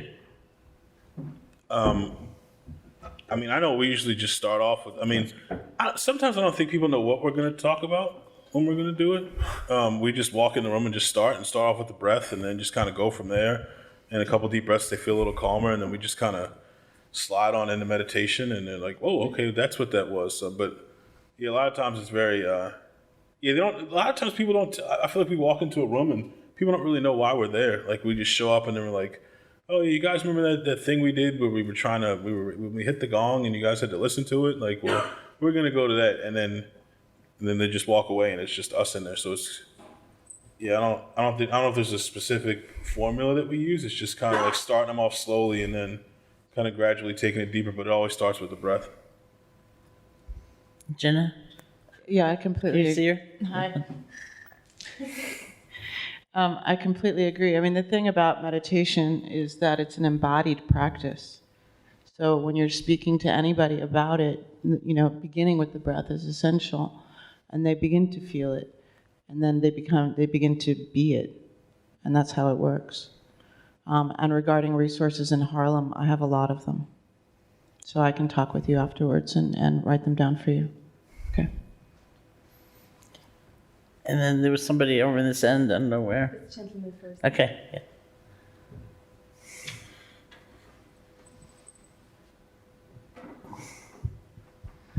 Hi, so I work with the juvenile justice system here in the city on education programs.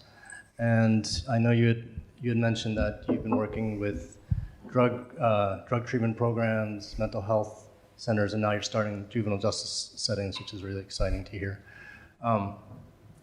In all those settings, there are so many young people who have a wide range of mental health issues, right? Psychological, psychiatric, not all of them, but many. And I guess my question is, there's no question to me that your work is helpful for everyone, but I guess I'm wondering, could you talk a bit about ways in which you may have collaborated with people that are, psychologists or psychiatrists and mental health providers, because it's also so challenging in a lot of those settings where there's such a wide range, and so in terms of like integrating treatment or planning. So does that make sense? Yeah, no, totally. So when we were working all that time for free at for what we were like just volunteering our time for what we loved. We used to work on the weekends at like a mental crisis facility. Like, so we would we were in the thick of it. Like, I mean, there was just like people who were just like something had happened that triggered them. They went to the hospital and they went from the hospital to this place, and then they had to spend like 21 days there, and then they would get reevaluated, and then they could kind of come back out in the community. And it was, I remember we would be forced to do groups, like we had to run group there. And I remember we talked to our, actually maybe our boss even asked us, we were like, well, I mean, you guys do all that breathing stuff, like why don't you guys do it with them? And we were like, is that cool? Like we would much rather do that. And she's like, I think they get more out of it. So we would start, we talked to them about it. We talked to the clients there about it, and and I know this is gonna sound redundant, but it was pretty much based around the breath for most of them. That's what was helping them, and like to the point where they would come to like where you get your medications from for PRN for anxiety or stress or something, or medication is needed. They call it a PRN and they would like stop and they would like, wait a minute, and they would go and sit down, they would breathe and be like, nah, I'm good. And then it would be like it's gonna sound crazy, but the breath does a lot. Like it helps them. It helped them slow everything down. It helped them to kind of balance everything out. It helped to clear their mind if they were having like intrusive thoughts. So it was like all these things were happening, and I think working there for so long and just listening to people helped us better understand what they were going through and better able to teach. And I think that was the other thing, was just being there and treating people like human beings and not like a patient. You know what I mean? Like, I think that's why we had the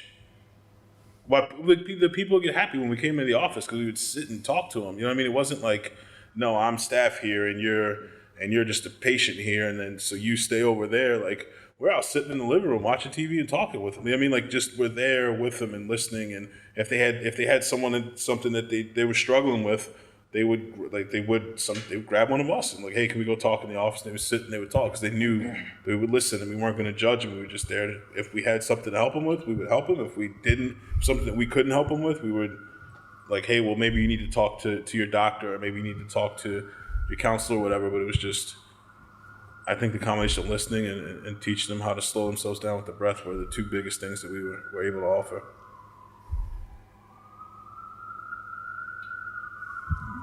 It's just a comment when you were talking about love and word for it, and just its definition, really. There's at least two definitions of love that I've learned. One is the feeling part, and then the feeling can be a whole spectrum, and a lot of people's what they call love is really lust and infatuation, and it's not really loving. And the other part, which is really more important, is loving action, how you behave to others. And I've learned the feeling part is important to the one who's doing the giving, because we feel it, the other doesn't. But the action is more important to the other person, because that's what they experience. And so there's really two parts to love. There's the feeling part and the action part. And ultimately, both are important, because if we feel good, we'll act more loving. And if we're acting more loving, we'll feel good. But if we have bad feelings, we still can learn to act lovingly. So they're interacting, but they're two different parts. Fabulous, thank you. Beautiful. And I'm thinking also about what you asked about the facilities, and I think I wish I knew a resource that had almost like a mapping project, because people tell me all the time, I'm working in this drug treatment center, I'm working on Rikers Island, I'm working with people, and so I know it exists. It's going to take somebody kind of bringing it together in some way as a resource, and maybe New York Insight, or the Garrison Institute would serve as a kind of place. With the work of the Garrison Institute, we are, by the way, doing a retreat there this weekend. So if you're all free this weekend, you should check it out. The work that they committed themselves to is usually not so much working directly with different populations, but with the people who are working with those populations. So we did a 4-year program for people working in domestic violence shelters, and it was really for the staff, from frontline staff up to directors and supervisors. And now currently there's a program working with international humanitarian aid workers, and it was always a question. It's like, if you're growing, do you grow like the whole organism, like the people who work in the shelters, the people who are residing in the shelters, the perpetrators, and the kids, or do you kind of grow laterally and just keep working with people who are often struggling, trying to hold it together and do good work in this world and live well and really help others. And that was kind of, I think, the decision of that organization. But it, being a part of their programs has really shown me how much incredible work is going on, that including, bringing in these tools of yoga and meditation and to very good end, I think, which is incredibly beautiful. So thank you all for coming. Maybe we will see some of you this weekend. I'll see you guys. Just so wonderful. Take care. You have some announcements. And we started with a few announcements, and we're going to stop with a few announcements. So thank you very much for being here, for coming all the way up and down. So thank you very much. A quick reminder about the dana, the practice of generosity. So you all registered and paid a fee for registration, but that is actually just going to the center, which, for its operations and for providing the space. So I would really encourage you to practice dana, practice generosity now towards this wonderful and amazing inspiration that we got tonight about love and about actually, as I perceived it, bringing the practice into the world. I think that's one of the few times that I've seen it really acting out and giving me inspiration how to do that in the world. So I think that's really worth, an act of generosity. And also a thought about the flow. I also always combine that with the idea of the flow, bringing that teaching further through our giving, and basically that you guys are here is also an act of giving by others. So whatever you can provide, please do so. And we have the 2 Dana boxes back there. You can also make checks payable to New York Insight and goes completely to them. Or you can also pay by credit card. We can also do that. Thank you. And one more announcement. Oh, I might even have an announcement. You start. Maybe it's the same one. Well, I had a few things to tell you. One is about the retreat this weekend. We are actually filming the retreat so that it can be made available online. And the focus of the retreat, it has this most excellent name, People Who Care for People. So it's people who are in the caregiving profession, but also in your personal life. And so it's a lot about what was discussed here tonight in terms of the balance of self-care and helping others. And so it's a lot of different things, but it's also a weekend that's practices. So you get a lot of time both practicing, led by Sharon, and also with the guys. So doing a lot of the different breathing exercises they've been referencing tonight, things like that. So that I'm not sure how quickly we'll get it up, but if you check back, in a month or so on Sharon's site and on their website, you'll be able to find it there. And then the other thing is I have to give you the Real Love reminder that the book is coming out on June 6th, but it's actually already available for pre-sale now, which is very exciting because you can run and go out. And we're going to be doing a bunch of fun things for the book. There's the podcast series, but then we're also doing a week-long challenge for it right before it comes out. So I hope you kind of join in on the Real Love party. And that's it for me. You have That's something else? great. Thank you. Yeah, I mean, one of the things that we've been most excited about, which is completely chaotic and mysterious in terms of how it would work, I still don't know, but it's really encouraging people to buy the book to give away. I have this connection at Rikers Island, and they can only, being in prison, can only accept a certain number of books and in a certain way. But there are lots of organizations where I would just feel good, to think, oh yeah, the book's going out for free to all these places, and how to execute that is a mystery to me at the moment, so we'll have to get information about who might like some books. And I even thought I grew up in New York City. I was a public school kid. I counted on public libraries, and I thought, okay, how about just, campaigns to get not just my book, but books into libraries. And so somewhere out there's something that's going to happen. I don't know what yet, but something. And I thought of a lineage project, how many books would you like? And fitting it all together. But it's an exciting moment in time. So thank you. Thank you. Don't forget to say I love you to someone. Yes. Oh, they're in the book. Yeah. You have to say I love you to someone you don't know? Yeah. How about someone here before you go? You could do that. It's easier. Get your homework assignment done It's easier. fast. Love you all. Thank you so much. Thank you for listening. Real Love is now available for pre-order and hits stores on June 6th, 2017. To order your copy and receive an exclusive meditation from the book, please visit SharonSalzberg.com. This podcast has been brought to you by the Be Here Now Network.